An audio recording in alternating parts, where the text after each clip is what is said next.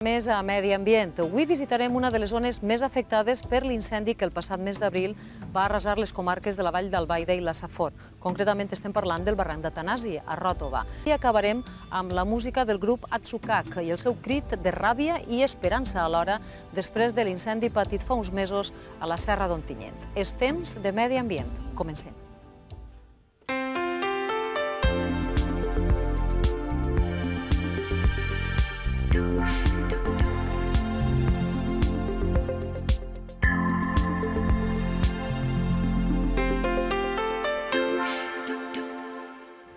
L'incendi de Benicolet va arrasar 1.500 hectàrees entre la Safor i la Vall d'Albaida. 400 d'aquestes 1.500 hectàrees estan en terme municipal de Ròtova. La zona més afectada és el barranc d'Atanasi, on es localitzen 2 microreserves de flora i una reserva de fauna. En el següent reportatge anem a veure com, 2 mesos després del fatal incendi, reacciona la vegetació mediterrània i la fauna, dominada per les rates penades.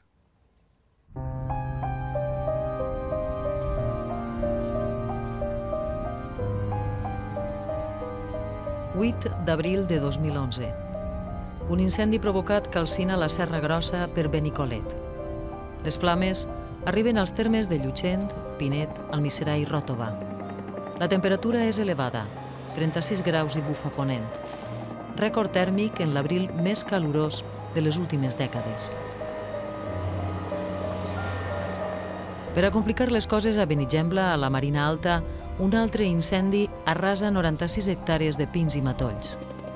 Els mitjans antiincendis s'han de repartir. El foc no perdona i carbonitza en un parell de dies 1.500 hectàrees entre la Vall d'Albaida i la Safor. El municipi més afectat és Ròtova, amb 446 hectàrees calcinades. Les flames s'enduen per davant 2 microreserves de flora del barranc d'Atanasi, la Casa dels Garcia i la Cova de les Rates, declarada també reserva de fauna. Era un barranc esplèndid, una vegetació meravellosa, en coves, en rates penades, per allí anidava inclús l'àguila de panxa blanca. Diguem que era un reducte botànic excepcional tan prop del litoral, poc conegut més enllà de la gent excursionista. Però la gent excursionista en aquest incendi ha perdut un racó de natura privilegiada.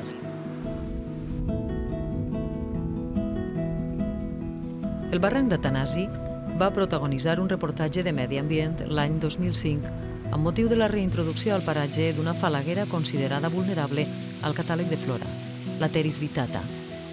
Amb el temps, l'espècie s'havia convertit en la reina de la diversa comunitat botànica del barranc d'Atanasi, un relleu originat com la resta de barrancs saforencs per l'erosió de l'aigua de pluja cap a la mar.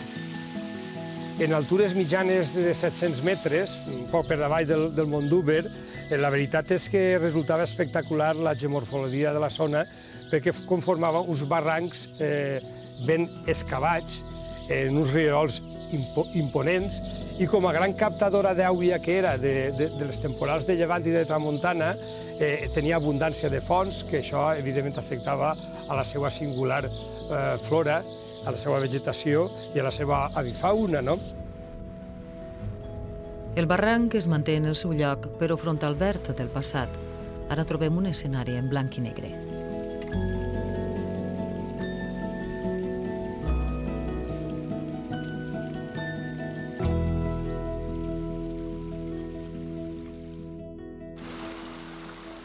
Acompanyats per un tècnic de flora del Servei de Biodiversitat i 2 membres del Centre Excursionista de Ròtova, ens incorporem al sender que recorre les 2 microreserves de flora propietat dels excursionistes, la Cova de les Rates i la Casa dels Garcia. Creuem el Vernissa i arribem a l'aqüeducte que duia l'aigua fins al monestir de Sant Jeroni de Cotalba. L'objectiu és fer un diagnòstic de l'evolució de la vegetació 2 mesos després de l'incendi i sobretot comprovar si la vulnerable Pteris vittata ha brotat. Un cartell anuncia la proximitat de la Cova de les Rates, microreserva de flora i principal refugi d'equidòpters de tota Europa occidental.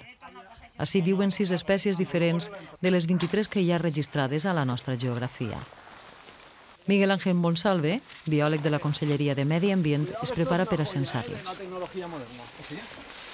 Previsiblemente tiene que haber algún cambio, porque la afección en cuanto a transformación del hábitat es evidente en un incendio. Ya tenemos algunas otras experiencias en otras cavidades que se han incendiado los alrededores, y siempre ha habido algún cambio en alguna de las especies. Siempre ha habido una desaparición de alguna especie o censos más reducidos que otros años. Deixem els experts preparant el material per al cens i tornem a la senda i a la memòria d'aquell dia dramàtic. Les condicions climàtiques d'aquesta setmana van ser molt roïns. Una setmana de molt de calor, estranyes per a l'altura, per a l'època en la que estàvem, i pareix ser que l'incendi va ser provocat perquè està fet en total mala fe. Un divendres a les 9 de la nit, cara a la nit, que els mitjans aèris no poden treballar, n'hi ha menys brigades que treballen el cap de setmana, mira, els efectes devastadors, no queda res. Molta de la vegetació cremada la plantaren membres del Centre Excursionista de Ròtova després d'un altre incendi, el de 1992. El lema d'aleshores, per damunt de tot, va suposar la reforestació de la zona i l'adquisició progressiva des de l'any 2005 d'unes 1.500 fanecades del barranc d'Atanasi.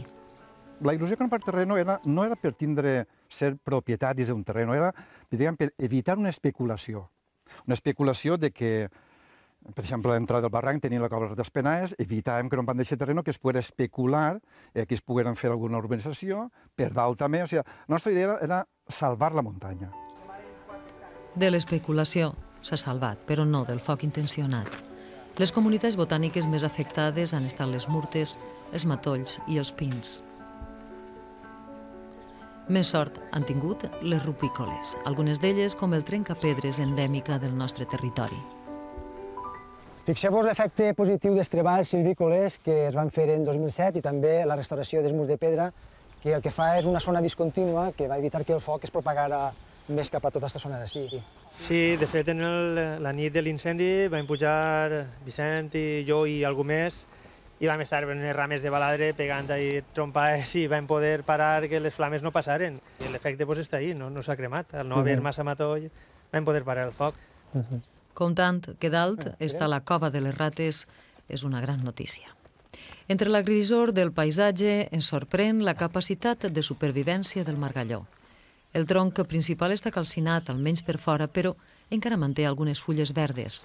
Els espàrrecs, més ràpids en la reconquesta del territori, l'abracen en un acte solidari. La gran majoria d'espècies que han cremat són espècies reportadores, són espècies mediterrànies adaptades al foc des de fa milions d'anys i, per tant, tal com estàs comentant del margalló, estan rebotant totes perfectament. Estem en una època on les condicions són bones, ha plogut, la primavera està sent, a diferència de la tardor i l'hivern, està sent bastant plujosa i les plantes estan reaccionant perquè és un moment que estan molt actives. Una rapinyaire sobrevola l'àrea calcinada. Si part de la vegetació respon, l'única parella d'àguila de panxa blanca que criava a la zona ha abandonat la posta enguany.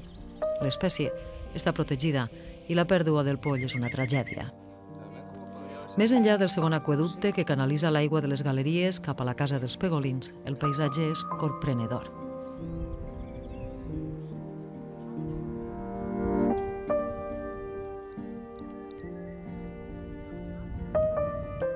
Indicador de la virulència del foc és este panell informatiu del PR100. Explicava les característiques d'una flora ara inexistent. Els pins es balancegen espentats pel suau vent.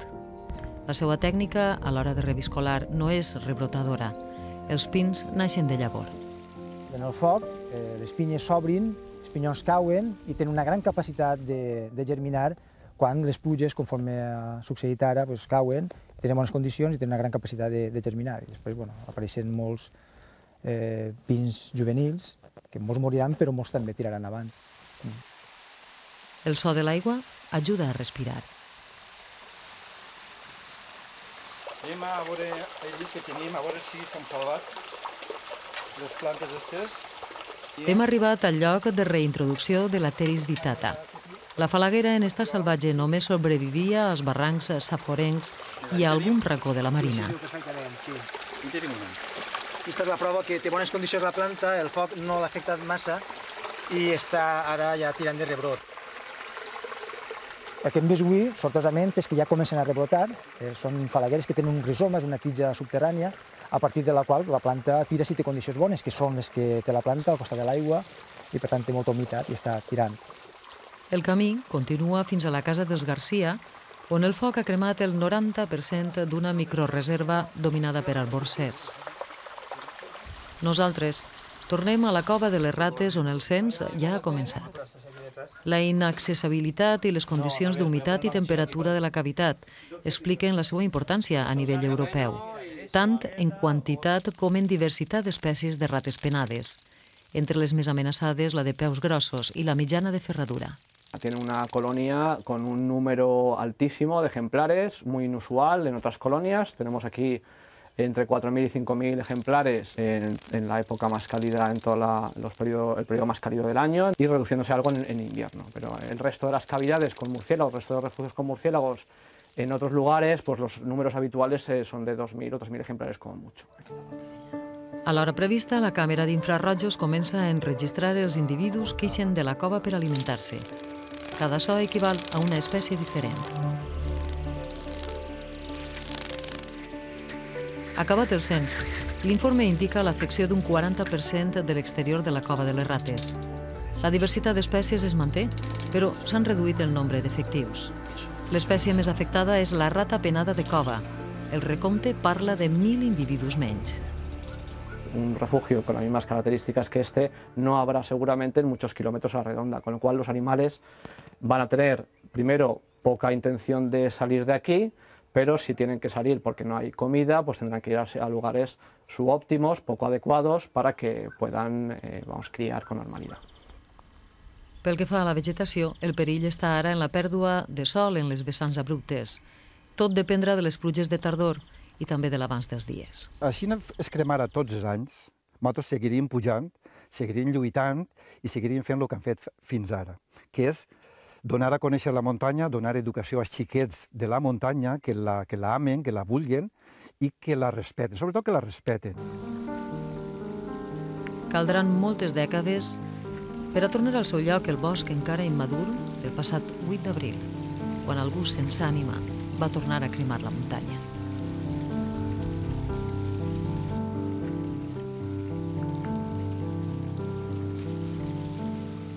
I avui acabem amb imatges sonores, les del grup Atzucac, que posa música a un poema de David Gironès, membre de la colla ecologista L'Arrel d'Ontinyent. És la reacció plena de ràbia i alhora d'esperança després de l'incendi patit a la vall d'Albaida el passat mes de setembre. El videoclip també vol servir per a denunciar l'inici de les obres de la línia d'alta tensió que passarà per terra cremada. Entre els sons d'esperança i també de reivindicació de després del foc es deixem. Tornem la setmana que ve. Els esperem.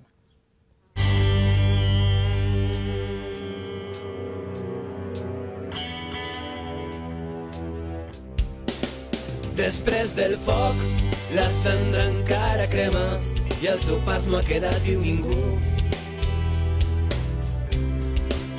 Han mort de nou les serres d'Agullent, la font maciana i l'ermita de Sant Vicent, la penya alta i la del Torrater, el bancal redó, el pla de les vinyes i viverets, el barranc de Bocairent, el de Tarongers i Massarra, el pla de Llobregat, el de Quincaller, la penya roja, el barranc de l'Àguila, el barranc de Palacios, l'alt del Carlistes, la Soterranya, Galindo, l'Escaderola, el corral de l'Arasila, Riello, Ponce, tants puntals, jo més alts, plans i barrancs han quedat orfes.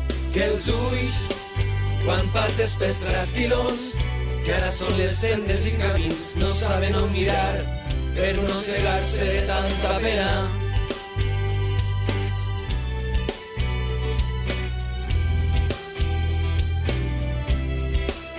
I hem perdut molt, i hem perdut tant, que el nom del nostre poble en part s'ha cremat, s'ha cremat. Maleïts per sempre, allà on vagin, allà on parlen, allà on visquen, aquells que ens han cremat. I ara som cendra, i sobre la cendra creixerà tot nou. Creixerà l'espígol, la pebrella i el timó, el cepè i el romer, l'argilaga, la coscolla i el fenoi. Després creixeran la carrasca i el pi, el rode i l'auró, el fred, el llidoner, la garrofer. No penseu que ens han vençut, un poble que és pobre i essent pobre mai es deixa vèncer. Perquè des del barranc Aspre fins a Postpelat, passant per la Vall Seca, el Pla de Cimes i Camellons, els cabezos de Navarro i Tiridán, el barranc Gran, el de Morera, Gorgorròbia i Bencení, l'Alt de Figueroles i Sant Esteve, el barranc de la Puríssima, el Cabeço Gran. Som poble, mai es deixa vèncer.